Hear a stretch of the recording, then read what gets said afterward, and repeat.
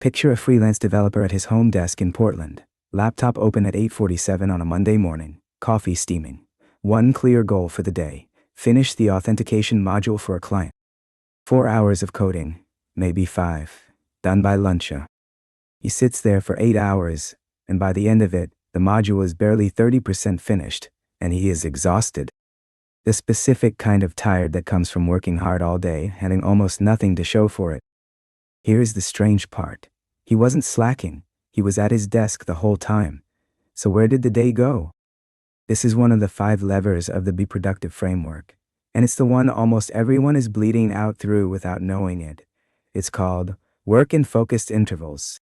Let me show you exactly where James's day went, because when he finally measured it, the number stopped him cold. That evening, James couldn't shake the feeling that something was wrong. He'd worked a full day and accomplished maybe 90 minutes of real work. The math didn't add up. His girlfriend, Maya, a researcher at Oregon Health and Science University, noticed the frustration over dinner. She asked him a simple question. How much of those hours were you actually in deep focus?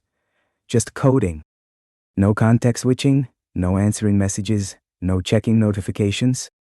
James had no idea, so she gave him the method they use in research when they study how people spend time. Track every minute. Start a timer the moment focused work begins. One task, nothing else. Stop it the instant you switch or get interrupted. At the end of the day, add up the minutes. You think it'll be less than I expect? He asked. She just smiled. I think you'll be surprised. Tuesday morning, James built a spreadsheet, 4 columns, a timer app on his phone. And he ran the experiment on himself, honestly, all day. At 8:45, he opened his laptop, reviewed his code, started the timer, and started coding. 6 minutes later, an email notification. Timer stops, total focus time, 6 minutes, he replies. Comes back, restarts. 8 minutes later, a text message. Timer stops again. This pattern continued all morning. At 5 o'clock, James looked at his spreadsheet. He'd been at his desk from 8:45 in the morning to 5 in the afternoon, 8 hours and 15 minutes. Total time the timer was actually running. 47 minutes. 47 minutes of real focused coding out of 8 hours and 15 minutes at his desk. He stared at it and did the math again. 47 minutes. The spreadsheet showed 23 separate focused work sessions. The longest was 8 minutes. The shortest was 90 seconds. And the interruptions column told the whole story. 14 email notifications, 11 Slack messages, 9 times a random thought sent him to go check something, 8 text messages, 3 phone calls, 2 deliveries. When he told Maya the number that night, she wasn't surprised. She said most knowledge workers land around 30 to 40 minutes of real focus per 8-hour day. 47 was actually above average. Welcome, she said, to the context-switching economy. But I felt like I was working all day, James said. I'm exhausted. And here's the part that reframes everything. That exhaustion wasn't from deep work. It was from constant task switching. His brain had spent the entire day starting and stopping, loading context and unloading it over and over. Maya put it perfectly. It's like stop-and-go traffic versus highway driving. You end up tired, but you didn't get far. That's the trap. The busyness feels like effort. The fatigue at the end feels earned. But the 2 things you're actually spending your day on, starting and stopping, produce almost no forward motion. You're burning fuel idling. So James did something most people never do. Instead of pushing harder the next day, he stopped and asked why, Wednesday morning, instead of opening his code editor. He spent an hour researching how focus actually works, and what he found explained everything. 4 findings, and together they draw a picture of a brain James had been fighting all along. First, context switching has a real, measurable cost. Research from the University of California at Irvine found it takes an average of 23 minutes to fully regain focus after an interruption. 23 minutes. So a quick reply doesn't cost you 2 minutes. It costs you the reply, plus the long climb back. Second, the brain runs in ultradian rhythms, roughly 90 to 120-minute cycles of high focus, followed by a genuine need for 15 to 20 minutes of recovery. Fight that rhythm and you get fatigue and degraded performance. Your brain is not a machine you can run flat out. Third, the interruptions are relentless. A Microsoft study found workers are interrupted or interrupt themselves, on average every 3 minutes, and each one costs 5 to 15 minutes of recovery. Fourth, and this is the killer, reaching flow state, real peak focus, takes at least 15 minutes of uninterrupted work. But if you're interrupted every 3 minutes, you never get there. Most people never once enter flow in a working day. James realized what he'd been doing, trying to hold focus for 8 hours straight, leaving every channel open, working whenever inspiration struck. He had built his entire day against his own biology. And the result was 47 minutes, so he asked the obvious question, what if I did the opposite? Thursday, James designed a new structure, 3 parts. 1. Work in 90-minute sprints, 90 minutes of completely focused work. Single task only, no switching, all notifications off. Phone on, do not disturb, door closed, a focus time sign posted. 2.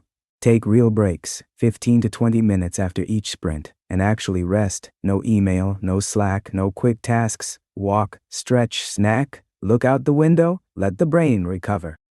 The way the biology asks it to. 3.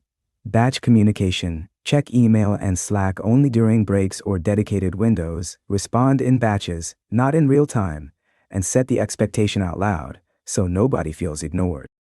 I respond to messages 3 times a day. His morning became a schedule, sprint 1 9 to 10:30, break and the communication batch until 10:50, sprint 2 until 12:20, lunch and communication, sprint 3, 1 to 2:31. And the softer tasks, meetings and messages pushed to the afternoon. The first sprint felt strange. No phone buzzing, no email preview sliding across the screen. Just code. At 10:30, he stopped the timer. 87 minutes of focused work. He had accomplished more in that one sprint than in all of Tuesday. By the end of Thursday, his focus time total was 4 hours and 12 minutes, versus Tuesday's 47. The authentication module that had dragged on for a week was done by Friday noon, and it held by Friday noon. And it held. Week 1 had averaged 47 minutes a day. Week 2, 4.5 hours. Week 4, 5.2 hours. Same brain, same desk. His client noticed, and said the work that week was some of the best code James had ever delivered. He refined it. He matched sprint length to the task, 60 minutes for some, 90 for others. He learned his mental peak was 9 in the morning to noon, and protected those hours religiously for his hardest problems. He put it right in his email signature. I work in 90-minute focused blocks. I check messages at 10:30, 12:30, and 4:30. For emergencies, call my phone. No client complained. Most said, I wish I could work that way. He even scored it, his focus score, focused minutes divided by total work minutes. Week 1 averaged 10%, by week 8, 75%. 6 months in, the whole business had changed. Revenue up 40%. His rates up 25%. His work week down to 35 hours, from 50 plus. Client satisfaction up 35%. Burnout, gone. He'd become known as the developer who actually delivers on time, booked 3 months out. But the real win came on an ordinary Tuesday, when he walked out of his office at 4:45. A module finished a day early, and joined Maya for a bike ride along the Willamette River, present, energized, not thinking about code. She asked him what was different, he said. I stopped trying to make my brain run marathons. I started letting it sprint. Before you try this, 3 mistakes that quietly undo the whole thing. The first is the fake break, standing up to rest while you scroll your phone, or clear a few emails, or knock out a quick task. That's not recovery. That's just switching what you're switching between. The break has to be real, no screens demanding a response, or your brain never actually resets for the next sprint. The second is leaving one channel open, just email, just Slack, on the second monitor. About 23 minutes to climb back each time. During a sprint, the signal is off, all of it. The third is the multitasking myth, the belief that you can code and monitor messages at the same time. You can't. What feels like doing 2 things at once is really your brain rapidly switching between them. Paying the reload tax on every jump, 1 task, 1 sprint, that's not a limitation. That's how the machine is built. So here's your move this week. You don't need the whole system by Monday. You need 1 lever, and this is a good one to start with, because it's the one hiding the most wasted time. Do what James did for 1 day, track it, Start a timer when you begin focused work on a single task. Stop at the moment you switch or get interrupted.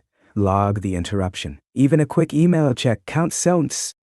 At the end of the day, add up your focused minutes, divide by your total work minutes, and get your focus score. Most people land somewhere between 10 and 25%. That number alone will change how you build your days.